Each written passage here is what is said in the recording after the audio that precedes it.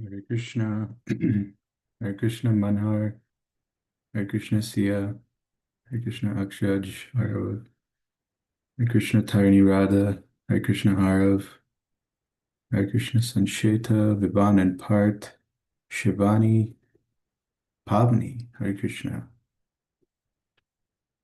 Welcome to Youth Jam, everyone. Thank you so much for joining. It's so nice to see everyone here. If possible, please have your cameras on so we can have more intimate experience in a program today. And before we begin, we'll begin with a prayer. As usual, we'll have someone nominate someone of their choice, and if that gets seconded, we can hopefully hear a prayer from them. Would anyone like to start by nominating someone, either in the chat or by unmuting yourself?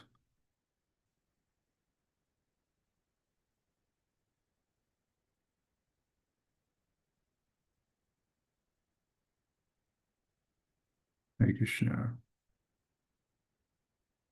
All right, I will nominate. Oh, okay, Arav nominates Akshaj. I second that. I was going to go for Akshaj actually. And Brajra seconds, Dharani Radha seconds. All right. Akshaj, go ahead. You have the format. Yes, here it is. Hare Krishna. My dear Radha Madan Mohanji, if you please so desire, please help improve my taste in chanting and please help improve my meditation. Hare Krishna. Thank you for considering my request. Thank you. Thank you, Akshaj. Really nice prayer, heartfelt. I like it. And with that, we can begin with our Chad, first program of the day. We're still continuing chapter 11, the second half. So once we have that on the screen, we can begin with the translations. And we can take turns reading the translations. We can have 6 volunteers read 5 each. I'll start.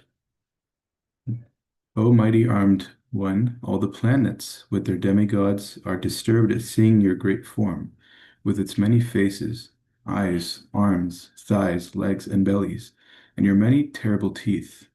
And as they are disturbed, so am I.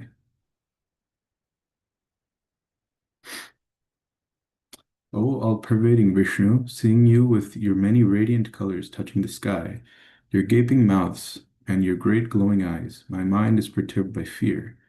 I can no longer maintain my steadiness or equilibrium of mind.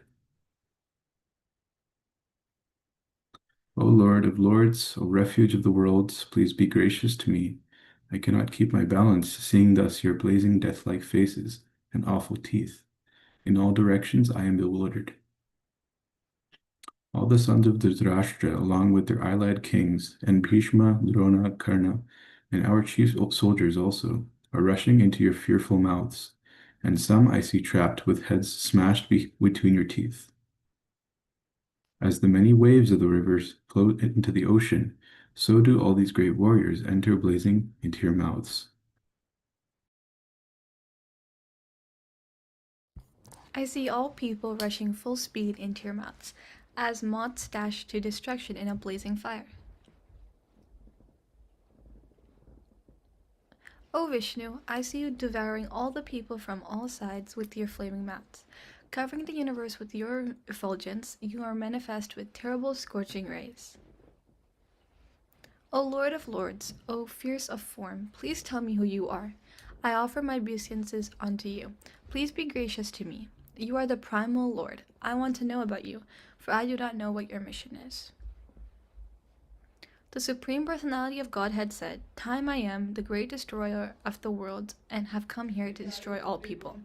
With the exception of you, the Pandavas, all the soldiers here on both sides will be slain. Therefore get up, prepare to fight and win glory. Conquer your enemies and enjoy a flourishing kingdom. They are already put to death by my arrangement, and you, O Savyasachi, can be but an instrument in the fight.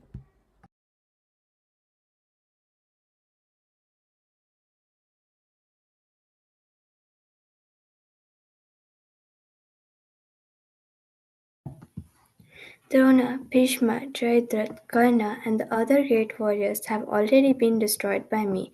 Therefore, kill them and do not be disturbed. Simply fight, and you will vanquish your enemies in battle. Sanjay said to Dhritarashtra, O king, after hearing these words from the Supreme Personality of Godhead, the trembling Arjuna offered obeisances with folded hands again and again. He fearfully spoke to Lord Krishna in a flattering voice as follows. Arjuna said, O master of senses, the world becomes joyful upon hearing your name, and thus everyone becomes attached to you. Although the perfected beings offer you the respectful homage, the demons are afraid, and they flee here and there. All this is rightly done. O Great One, greater than even Brahma, you are the original creator. Why then should they not offer the respectful obeisances unto you? O Limitless One, O God of gods, refuge of universe, you are the invincible source and the cause of all causes, transcendental to this material manifestation. You are the original personality of Godhead, the oldest, the ultimate sanctuary of this manifested cosmic world. You are the knower of everything, and you are all that is knowable. You are the supreme refuge above the material modes, O limitless form. This whole cosmic manifestation is pervaded by you.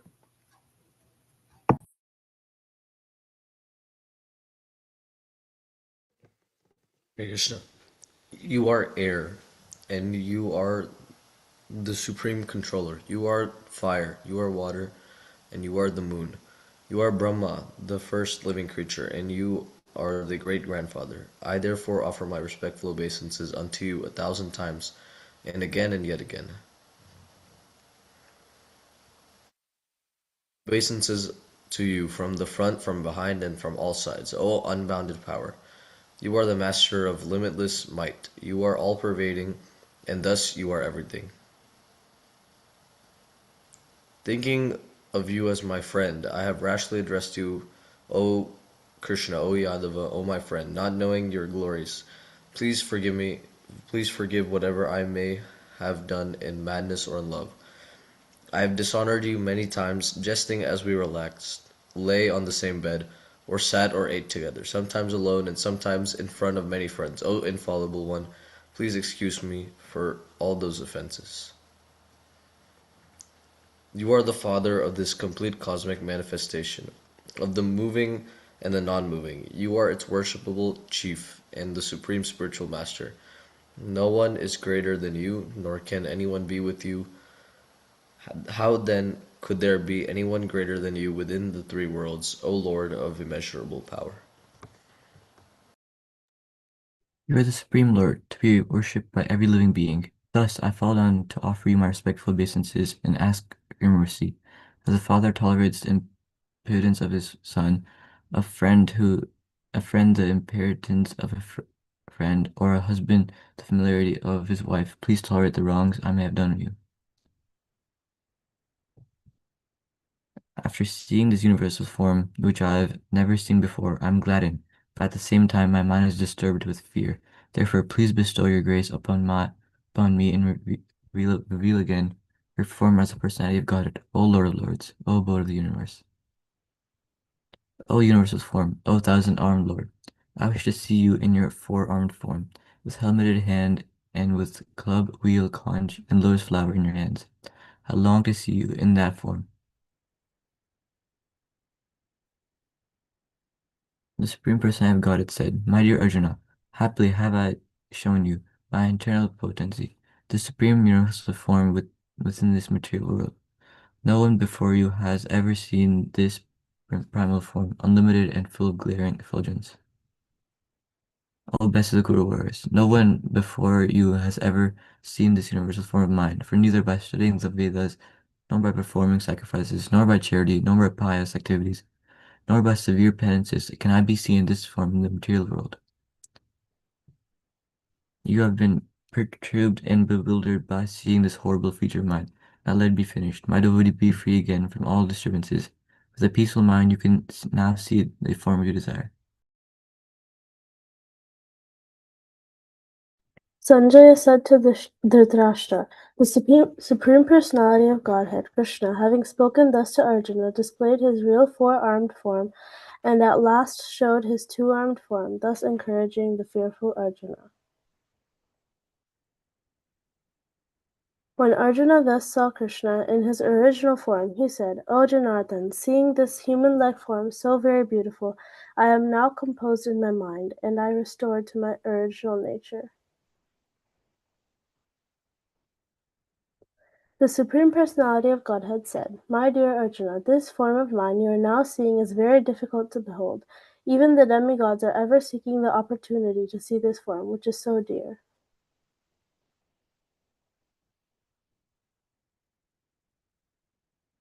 The form you are seeing with your transcendental eyes cannot be understood simply by studying the Vedas, nor by undergoing serious penances, nor by charity, nor by worship. It is not by these means that one can see me as I am. My dear Arjuna, only by undivided devotional service can I be understood as I am, standing before you, and can thus be seen directly. Only in this way can you enter into the mysteries of my understanding. My dear Arjuna, he who engages in my pure devotional service, free from the containments of fruitive activities and mental speculations, he who works for me, makes me the supreme goal of his life, and who is friendly to every living being, he certainly comes to me. Thank you everyone for reading translations, and since we have some time, we can look into one of the purports from these verses, maybe have a little discussion. Would anyone like to pick a verse between 23 and 55? Yes, Tarni She Radha? connected. Oh, Can we do 46? sure. Let's go 46.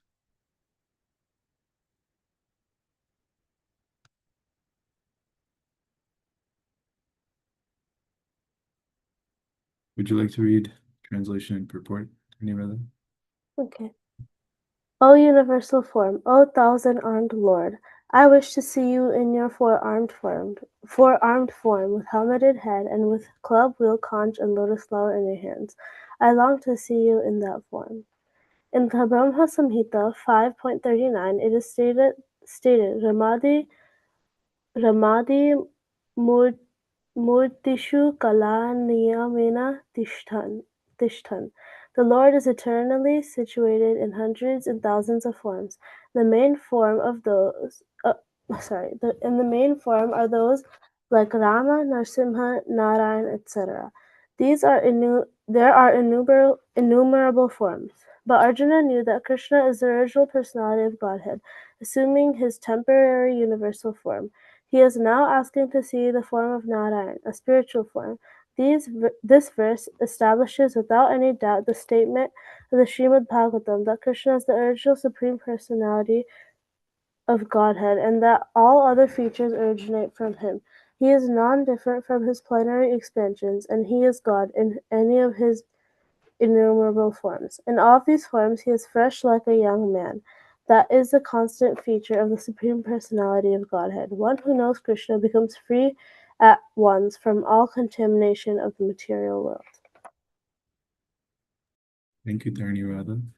You have any takeaways or any reflections from that report or from the verse?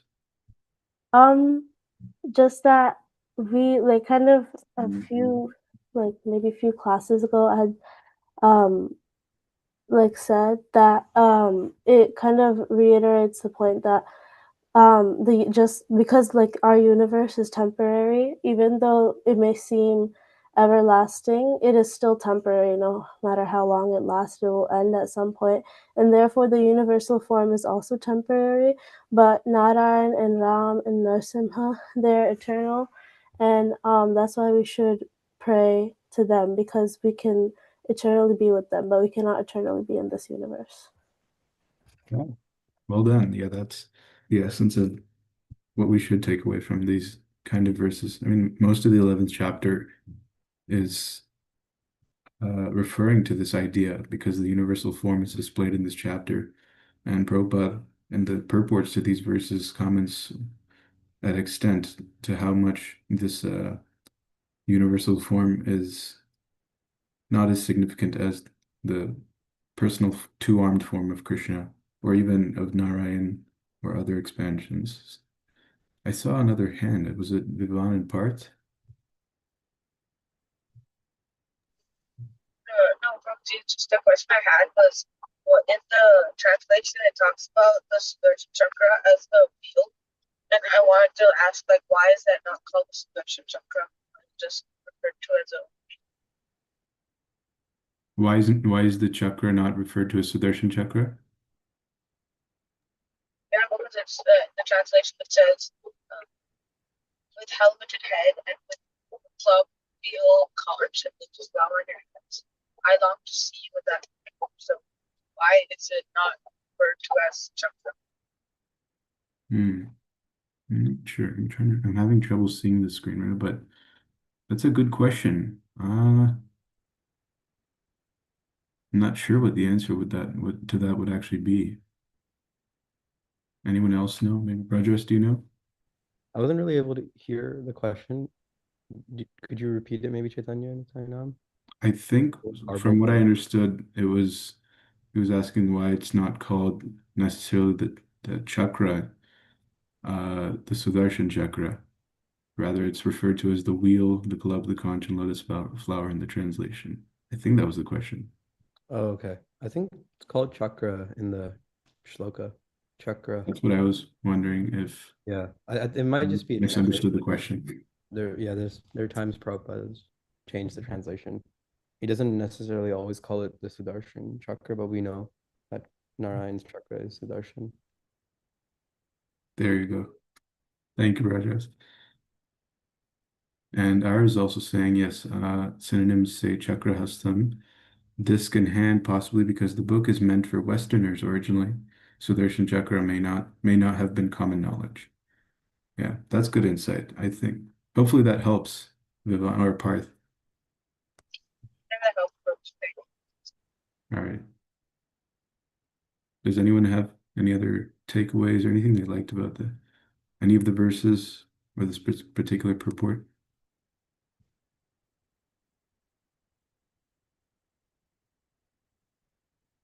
If not, I think we can move on to the next part of our program then, which would be the Mangalacharan shlokas. And I'll hand it off to Anapayani Bhakti.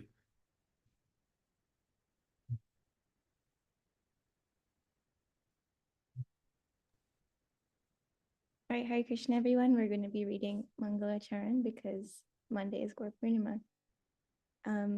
As usual, you can recite alongside me behind muted microphones. And will we do the translations as well?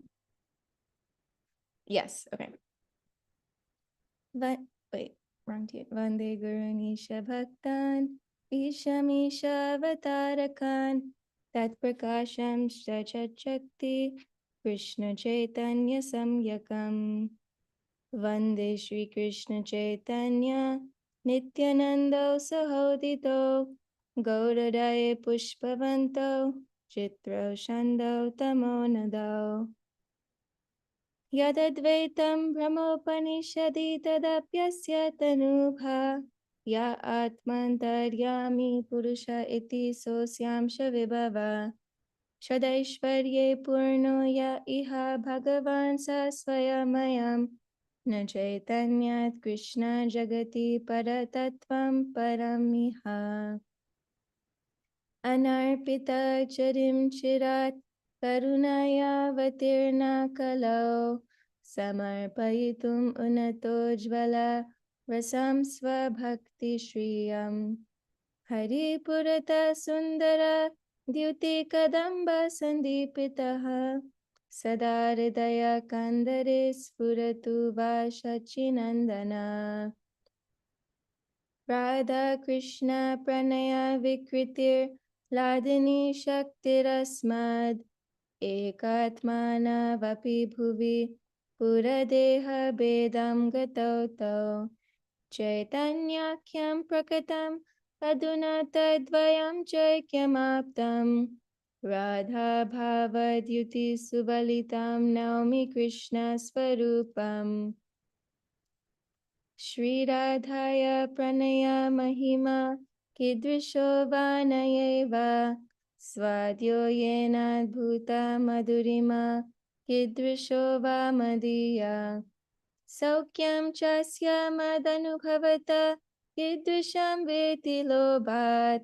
Tadbhavadya samajani shachigarbha sindho harindu. Sankarshana karana toyashayi Garbhodashayi Japayobdishayi Sheshascha yasyam shakalasanitya Nandakya Rama Sharanam Mamastu Mayatite Vyapi Vaikuntaloke Purnashvare Shri Chaturvyuha Madhye Rupam Yasyodbhati Sankarshanakyam Tam Shri Nityananda Ramam Prapadye Maya Bharta Janda Sangha Shvayanga Shete Sakshat Karanam Bodhi Madhye Yasyaikam Shri Pumanadi Devas Tam Shri Nityananda Ramam Prapadye. Oh, Yasyam Shamsha Srila Garbhodashai Yanavyabjam Loka Sanghatanalam Loka Shvastu Sutikadhamadatus Tam Shri Nityananda Ramam Prapadye Yasyam Shamsha Paratma Kilanam Pushta Vishnur Bhati Dugdabdishayi Kshauni Bharta Yat Kala Sopyanantas Tam Shri Nityananda Ramam Prapadye Mahavishnur Jagat Karta Mayaya Shrijat Yada Tasyavatara Evayam Advaitacharya Ishvara Advaitam Harinadvaitad Acharyam Bhakti Samshanat Bhaktavataramishamtam Tam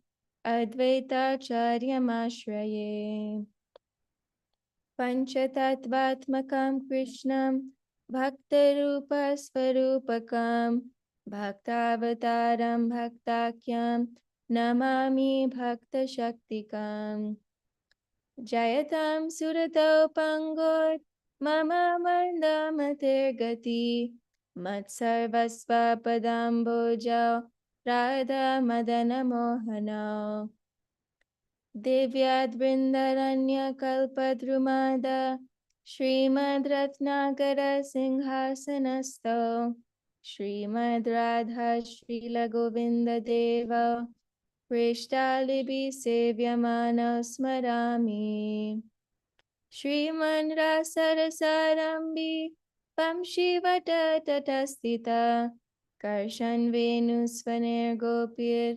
Gopinatha Shri Istuna Jaya Jaya Shri Chaitanya Jaya Nityananda Jaya Dvaita Chandra Jaya Gaura Bhakta Vrinda 18 Thakur Gaudiya ke Kariya Chena Atmasat 18 Charana Vandon Tine Moranat Granthera Arambe Kari Mangala Charan Guru Vaishnav Bhagavan Tine Rasmaran Tine Rasmarane Hai Vikya Vinashana Anayase Hai Nija Panchita Puran.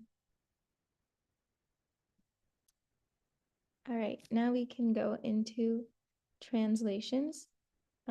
Maybe everyone can read 3, so feel free to raise your hands and begin reading. I can start.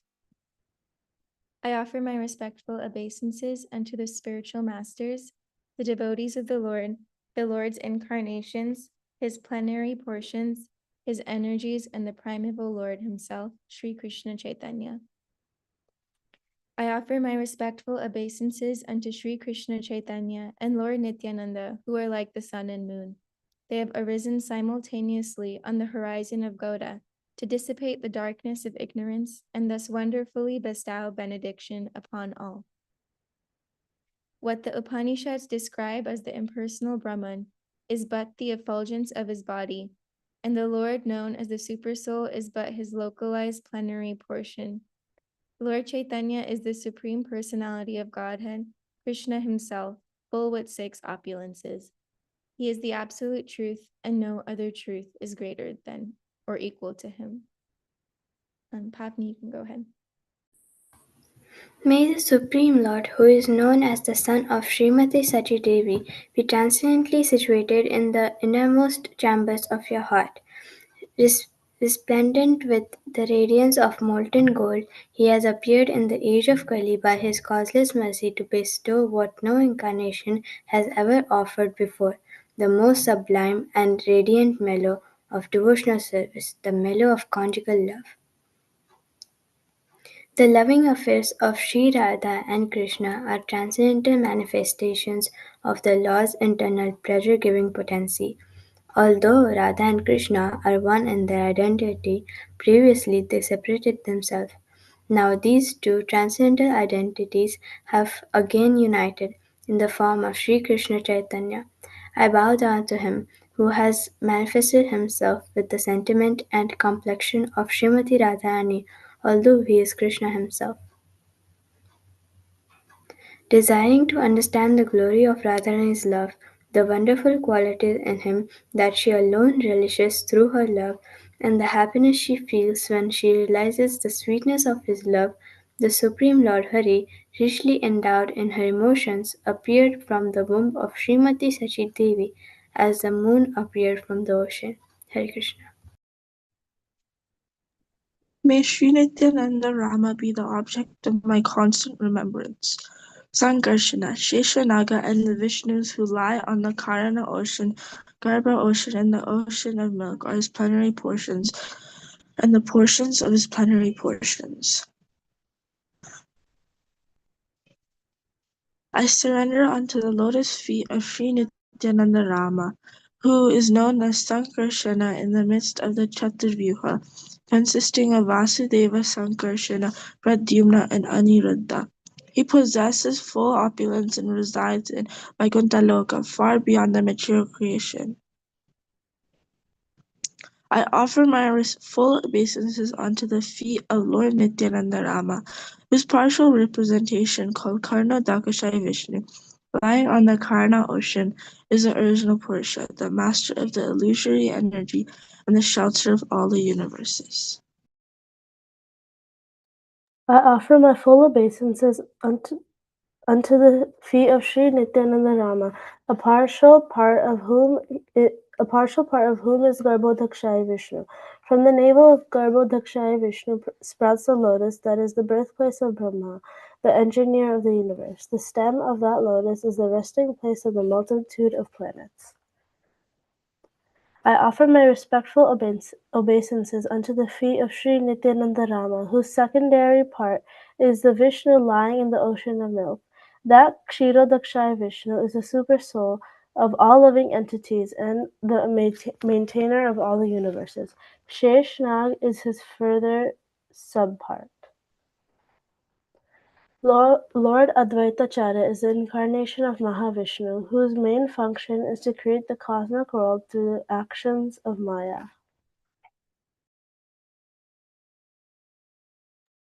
Because he is non-different from Hari, the Supreme Lord, he is called Advaita, and because he propagates the cult of devotion, he is called Acharya. He is the Lord and the incarnation of the Lord's devotee. Therefore, I take shelter of him. I offer my obeisances unto the Supreme Lord Krishna, who is non-different from his features as a devotee, devotional incarnation, devotional manifestation, pure devotee, and devotional energy. Glory to the all-merciful Radha and Madana Mohana. I am lame and ill-advised, yet they are my directors, and their lotus feet are everything to me. In a temple of jewels in Vrindavan, under a desire tree, Shri Radha Govinda, served by their most confidential associates, sit upon an effulgent throne. I offer my most humble obeisances unto them. Shri Srila Gopinatha, who originated from the transcendental mellow of the rasa dance, stands on the shore in Vamsivata and attracts the attention of the cowherd damsels with the sound of his celebrated flute. May they all confer upon us their benediction. Glory to Sri Chaitanya Nityananda, glory to Advaita Chandra, and glory to all the devotees of Sri Gora, Lord Chaitanya. These three deities of Vrindavana, Madan Mohan, Govinda, and Gopinath, have absorbed the heart and soul of the Gaudiya Vaishnavas, followers of Lord Chaitanya. I worship their lotus feet, for they are the lords of my heart. In the beginning of this narration, simply by remembering the spiritual master, the devotees of the Lord, and the personality of Godhead, I have invoked their benedictions. Such remembrance destroys all difficulties and very easily enables one to fulfill their own desires.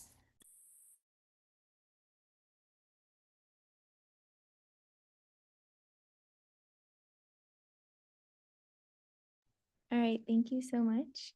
Now we will proceed to the next activity in our program. Hare Krishna. So now we'll have our Prabhupada Lilamrita reading. We'll be continuing in chapter 18. So feel free to raise your hands. After the reading, we'll have some time for discussion and reflections, and we'll also have some time to talk about Gaur Purnima, which is coming up soon. So we'll do like 3 paragraphs per person, 2 to 3. If 2 paragraphs are very long, we'll just do 2. Feel free to raise your hand, and we'll get started. Does anyone want to give us a quick overview of what's going on right now in the chapter so that we can all have some context from last week?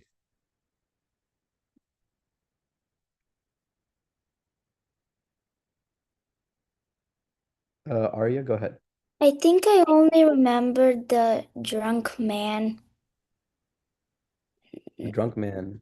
What was going on with the drunk man? So he came inside when Prabhupada was like preaching to everyone and he was disturbing it. Yeah.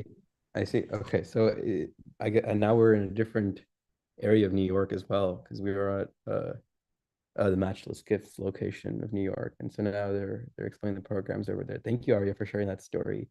Any other context that we can have before we start, just to set the scene? Sia, and then Mayuri, I think.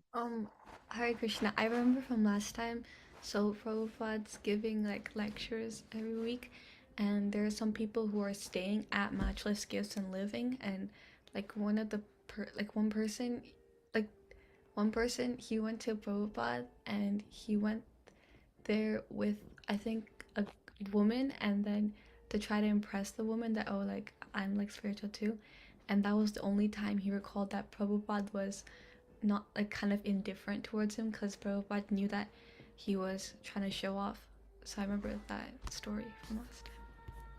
Thank you for sharing that, Sia. Mayuri?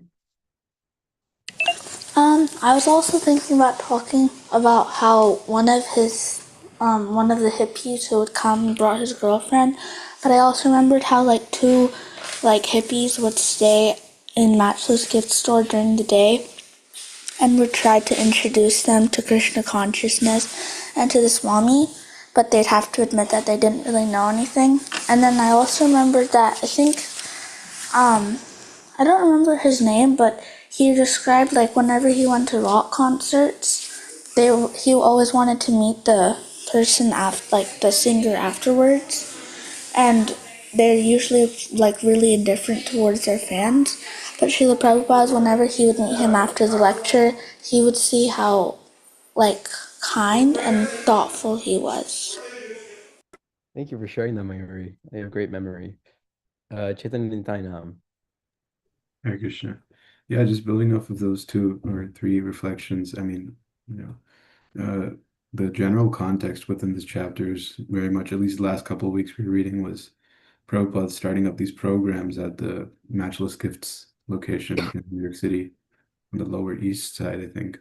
And we were given a lot of descriptions, visual descriptions, especially last week. I remember reading a whole description about how busy the environment was outside of the Matchless Gifts store. Like people would be, you know, as New York City is bustling, there's traffic and people walking here and there. People are shouting, singing, whistling, whatever.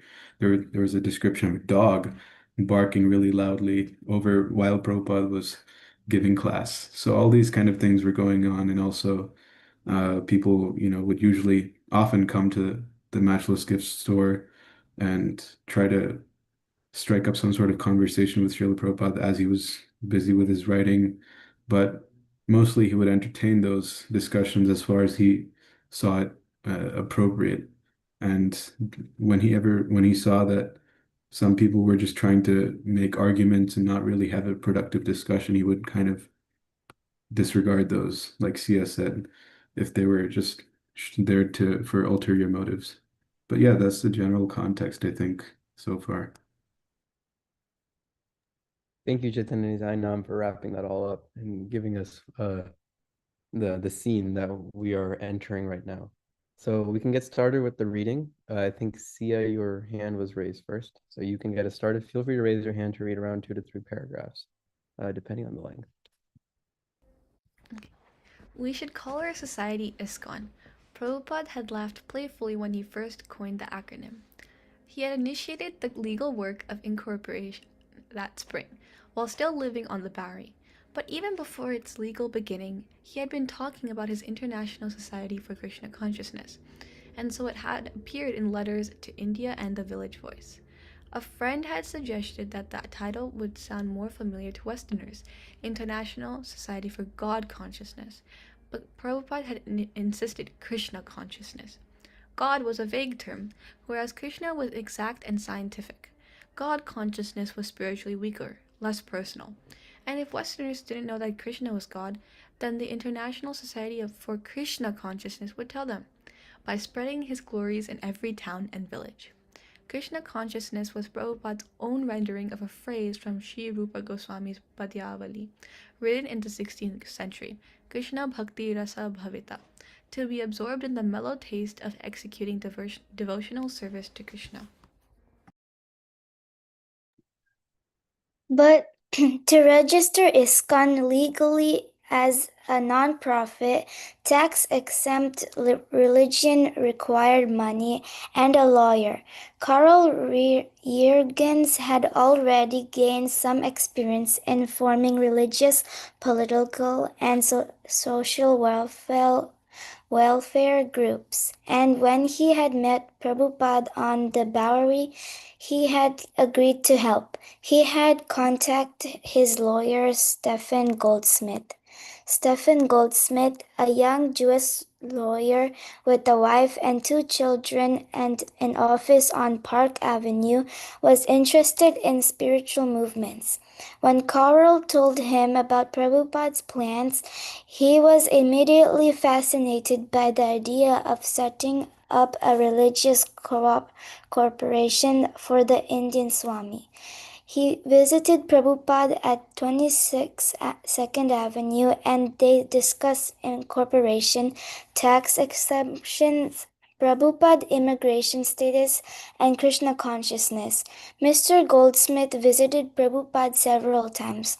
Once he brought his children, who liked the soup the Swami cooked. He began attending the evening lectures where he was often the only non-hippie member of the congregation. One evening, having completed all the legal groundwork and being ready to complete the procedures of incorporation, Mr. Goldsmith came to Prabhupada's lecture and kirtan to get signatures from the trustees for the new society.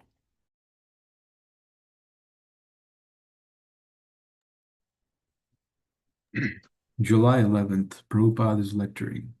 Mr. Goldsmith, wearing slacks and a shirt and tie, sits on the floor near the door, listening earnestly to the lecture, despite the distracting noises from the neighborhood.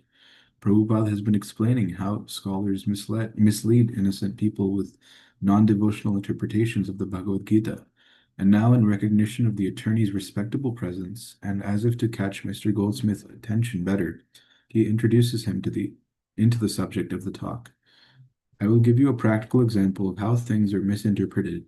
Just like our president, Mr. Goldsmith, he knows that expert lawyers, by interpretation, can do so many things. When I was in Calcutta, there was a rent tax passed by the government, and some expert lawyer changed the whole thing by his interpretation. The government had to reenact the whole law because their purpose was foiled by the interpretation of this lawyer. So we are not out for foiling the purpose of Krishna, for which the Bhagavad Gita was spoken, but unauthorized persons are trying to foil the purpose of Krishna. Therefore, that is unauthorized.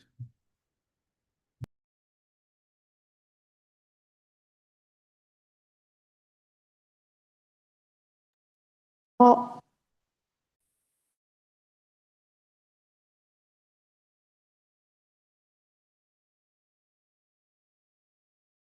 Sorry, 1 second. It scrolled to the top.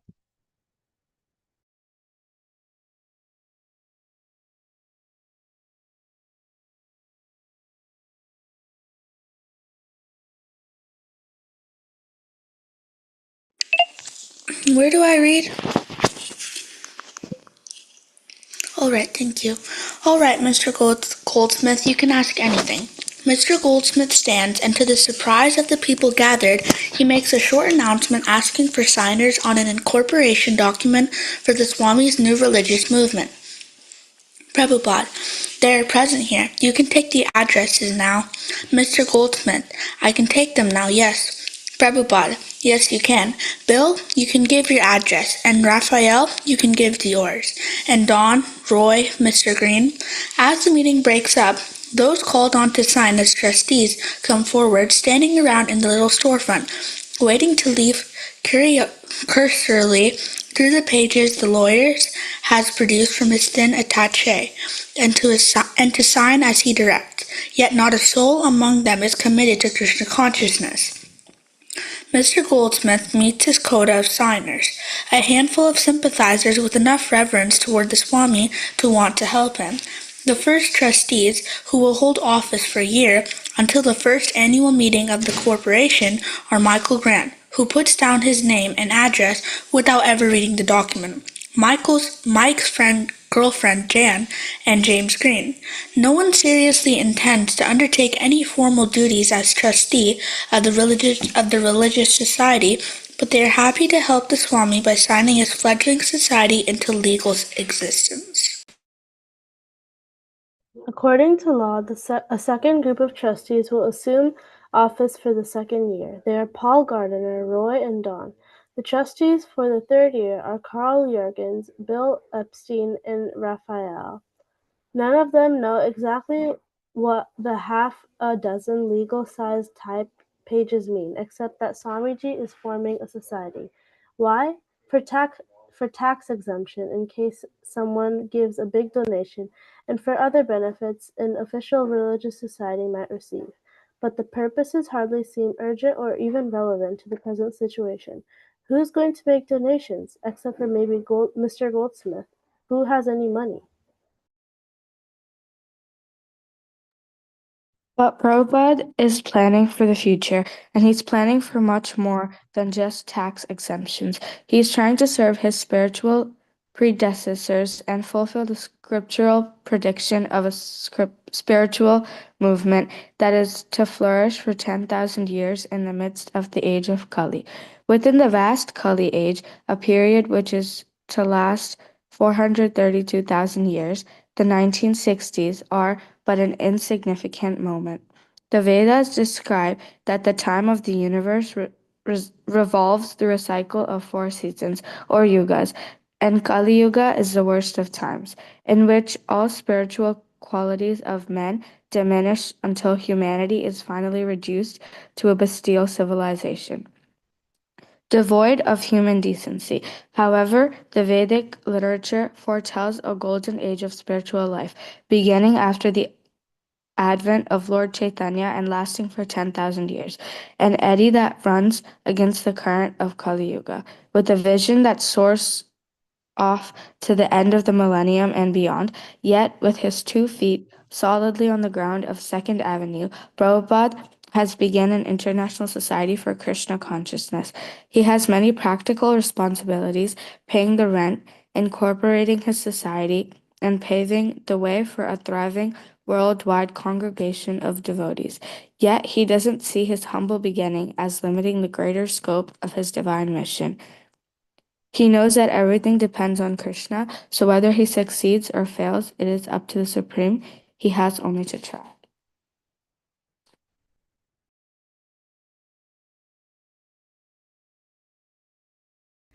The purposes stated within ISKCON's Articles of Incorporation reveal Prabhupada's thinking. They were 7 points, similar to those given in the prospectus for the League of Devotees he formed in Jhansi, India in 1953. That attempt had been unsuccessful, yet his purposes remained unchanged. 7 purposes of the International Society of Krishna Consciousness. A. To systematically propagate spiritual knowledge to society at large and to educate all peoples in the techniques of spiritual life in order to check the imbalance of values in life and to achieve real unity and peace in the world. B. To propagate a consciousness of Krishna as it is revealed in the Bhagavad Gita and Srimad Bhagavatam. C. To bring members of the society together with each other and nearer to Krishna, the prime entity. Thus to develop the idea within the members and humanity at large that each soul is part and parcel of the quality of God, Krishna. D. To teach and encourage the Sankirtan movement, the congregational chanting of the holy name of the Lord of God, as revealed in the teachings of Lord Sri Chaitanya Mahaprabhu. E. To erect for the members and for society at large a holy place of transcendental pastimes dedicated to the personality of Krishna. F. To bring the members closer together for the purpose of teaching a simpler and more natural way of life. G. With a view towards achieving the aforementioned purposes, to publish and distribute periodicals, magazines, books, and other writings.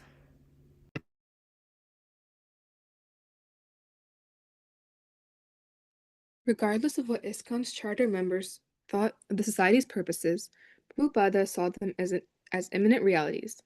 As Mr. Rubin, the subway conductor who had met Prabhupada on a Manhattan park bench in 1965, had noted, he seemed to know that he would have temples filled up with devotees. There are temples and books, he said. They're existing, they are there, but the time is separating us from them. The first purpose mentioned in the charter was propagation. Preaching was the word Prabhupada most often used. For him, preaching had a much broader significance than mere sermonizing. Preaching meant glorious, selfless adventures on behalf of the Supreme Lord. Lord Chaitanya had preached by walking all over southern India and causing thousands of people to chant and dance with him in ecstasy. Lord Krishna preached the Bhagavad Gita while standing with Arjuna in his chariot on the battlefield of Kurukshetra. Lord Buddha had preached, Lord Jesus had preached, and all pure devotees preach. ISKCON's preaching would achieve what the League of Nations and the United Nations had failed to achieve, real unity and peace in the world. ISKCON workers would bring peace to a world deeply afflicted by materialism and strife. They would systematically propagate spiritual knowledge, knowledge of the non-sectarian science of God. It was not that a new religion was being born in July of 1966. Rather, the eternal preaching of Godhead, known as Sankirtana, was being transplanted from east to west.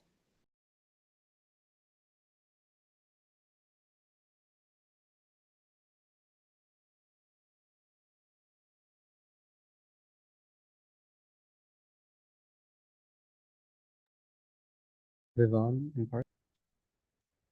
The society's members would join together, and by hearing the teachings of Bhagavad Gita and Srimad Bhagavatam, and by chanting the Hare Krishna mantra, they would come to realize that each was a spirit soul eternally related to Krishna, the Supreme Personality of Godhead. Then would they would then preach to this humanity humanity at large, especially through Sankirtan and chanting the holy name of God. ISKCON would also erect a holy place of transcendental pastimes dedicated to the personality of Krishna. Was this something beyond the storefront? Yes, certainly. He never thought small. He seemed to know that he would have temples filled up with devotees. He wanted ISKCON to demonstrate a simple, natural way of life, such life. Prabhupada thought of the villages of India, where people lived just as Krishna had lived, was the was most conducive to developing Krishna consciousness. All, and all six of these purposes would be achieved by the seventh. ISKCON would publish and distribute literature. This was the special instruction Srila Bhaktisiddhanta Saraswati Thakur had given to Srila Prabhupada.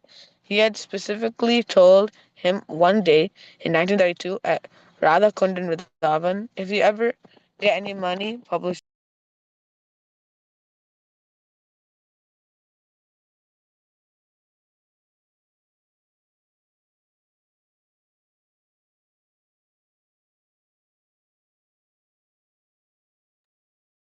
Shivani?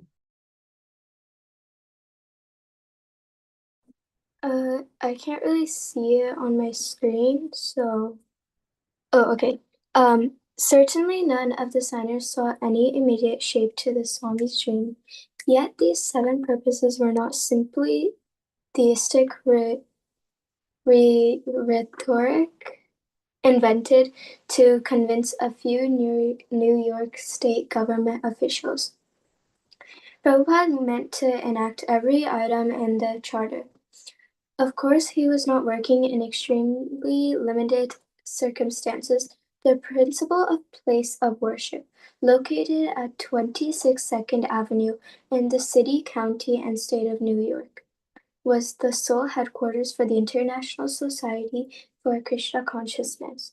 Yet Prabhupada insisted that he was not living at 26 Second Avenue, New York City. His vision was transcendental. His Guru Maharaj had gone down for the traditional holy places of spiritual meditation to preach in cities like Kolkata and Bombay and Delhi.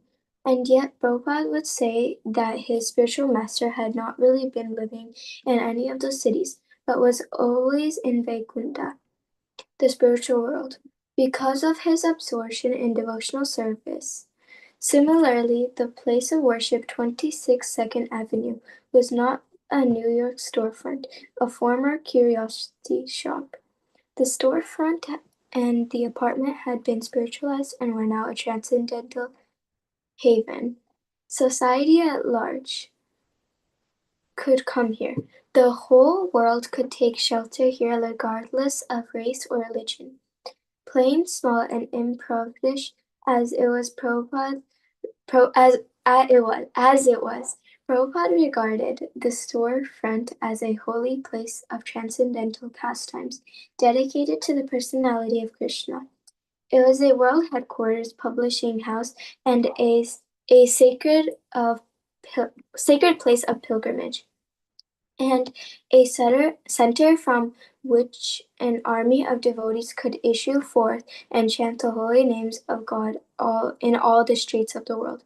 The entire universe could receive Krishna consciousness from the International Society for Krishna Consciousness, which was beginning here.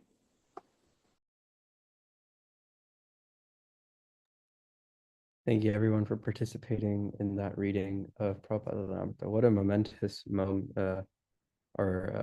occasion that we witnessed in this reading. We saw the incorporation of ISKCON, Prabhupada writing the seven purposes and so on. This is a very important section of the Prabhupada Lamrita that really gives us some history on how our organization was formed and created and what the purpose was.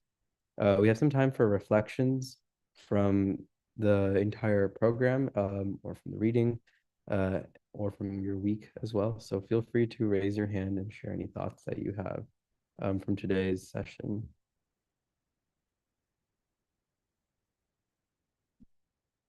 Arya, go ahead. So I think when Prabhupada was trying to make the Krishna consciousness like appear, the others were saying God consciousness. So he was thinking that God consciousness wasn't that personal, and if it were Krishna consciousness, then it would be more specific unto that Krishna is God. Thank you for noticing that, Arya. Yeah, that was a very important point Prabhupada made, to specify that this was Krishna's movement. Arav? Hey Krishna, we were in school the other day. We were reading an excerpt from I think it was a biography of John Adams. It said he would make big goals, but he wouldn't be able to fulfill them. If one example, he said, "I'll wake up when the sun rises," and then he said, "I'll read this," and then on another day, "I'll read this," "I'll read this," and then and the next day he said, "Oh, it's a rainy day. I can't wait. I can't do this."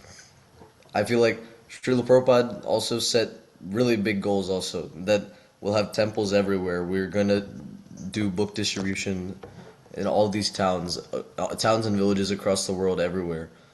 But instead of procrastinating on them, he actually went out with everything he had and he just got everything done with blessings from Krishna, obviously, and from his Guru Maharaj. And I just feel like that's something that I just noticed.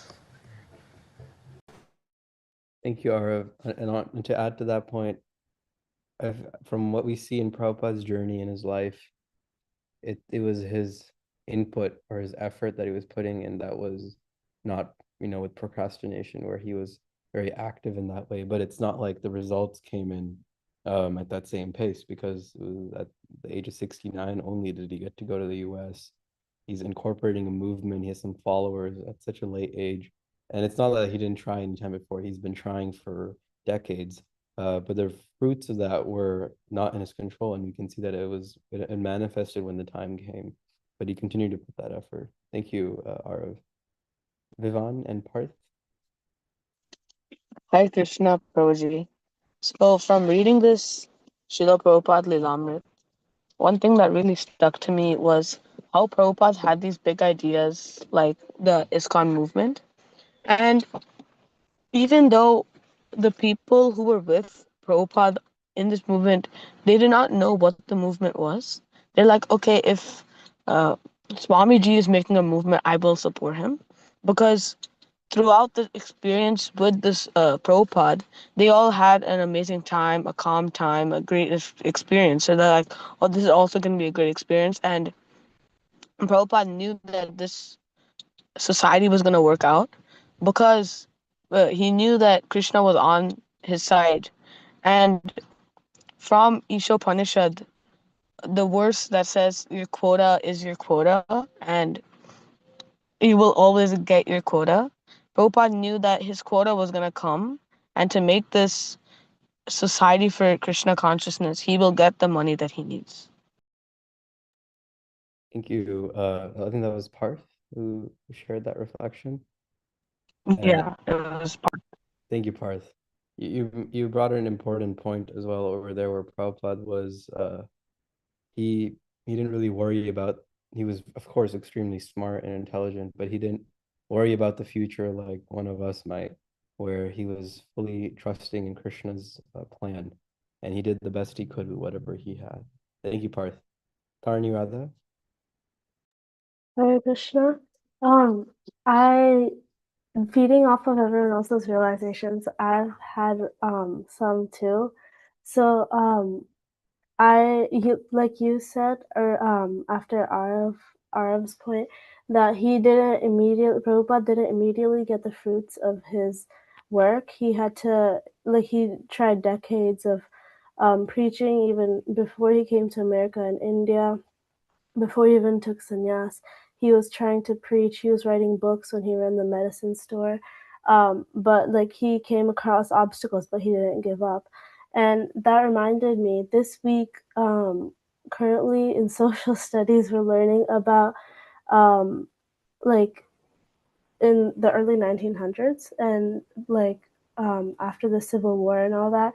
And my social studies teacher said that, like, so we started talking about like the credit system, how it came to be.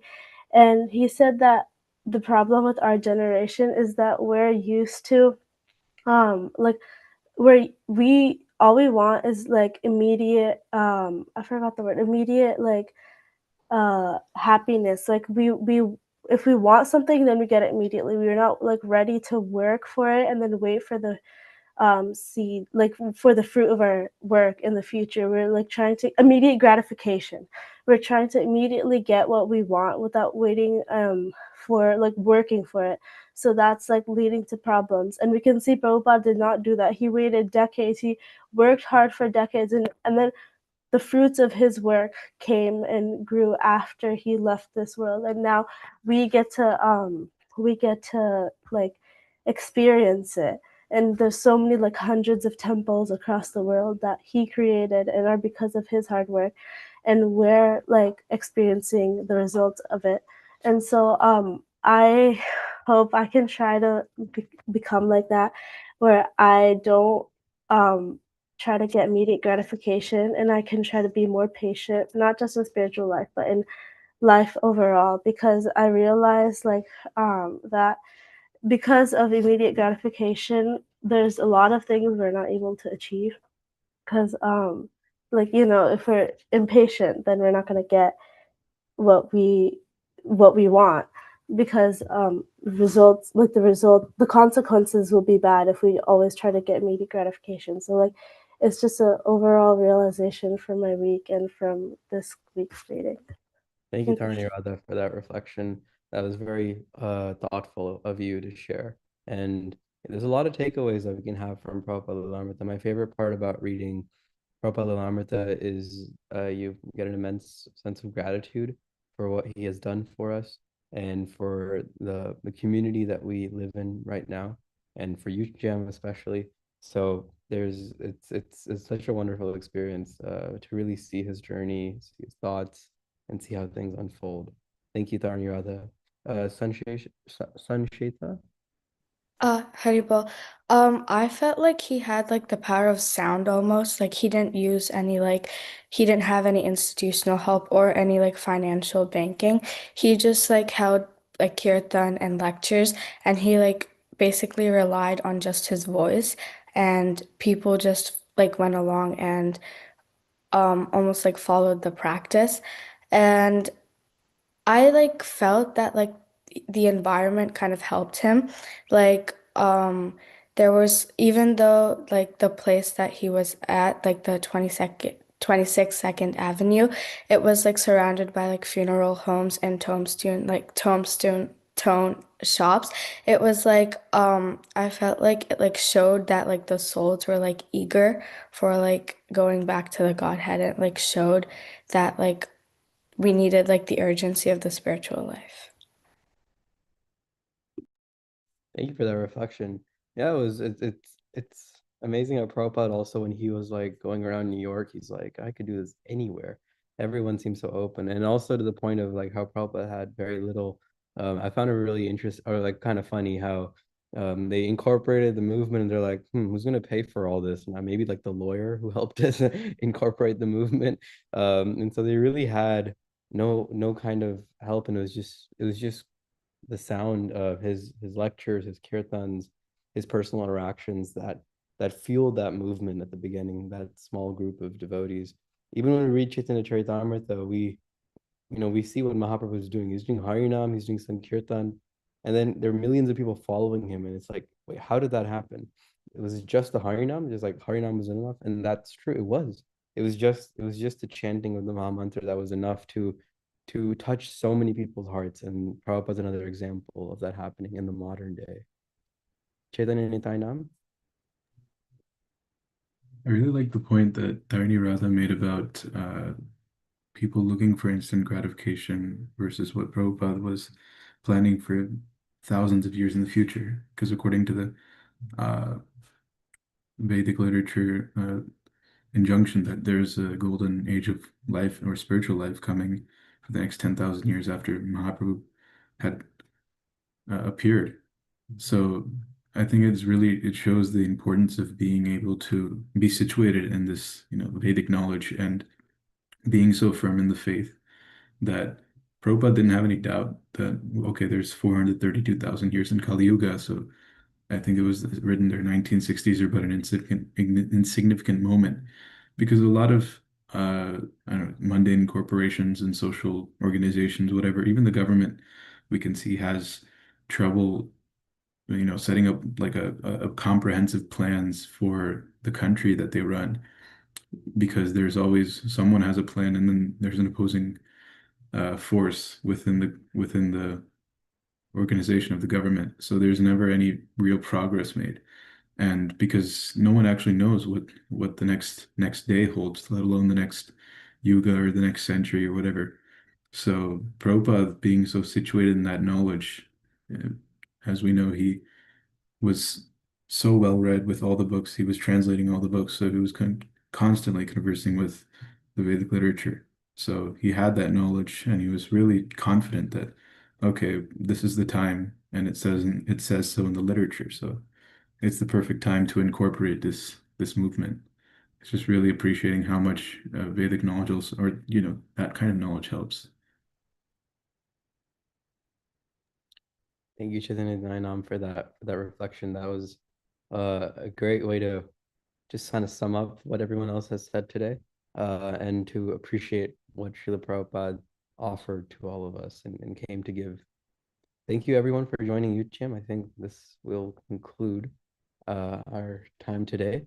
Gaur Purnima is coming up on Monday, so I'm sure everyone's got their own celebrations planned for that day. Here at ISV, we'll have a program all day long. So if you want to tune into Vaisheshika Prabhu's classes, feel free to do so throughout the day on his YouTube channel, Fan of Spark. And if Krishna willing, we hope to have him next week over here in UTM to continue a new series. And so we look forward to seeing all of you then. Happy Gaur Purnima. Hare Krishna. See you next week. Hare Krishna. Krishna. Hare Krishna. Hare Krishna. Thank you, Haribol. Krishna.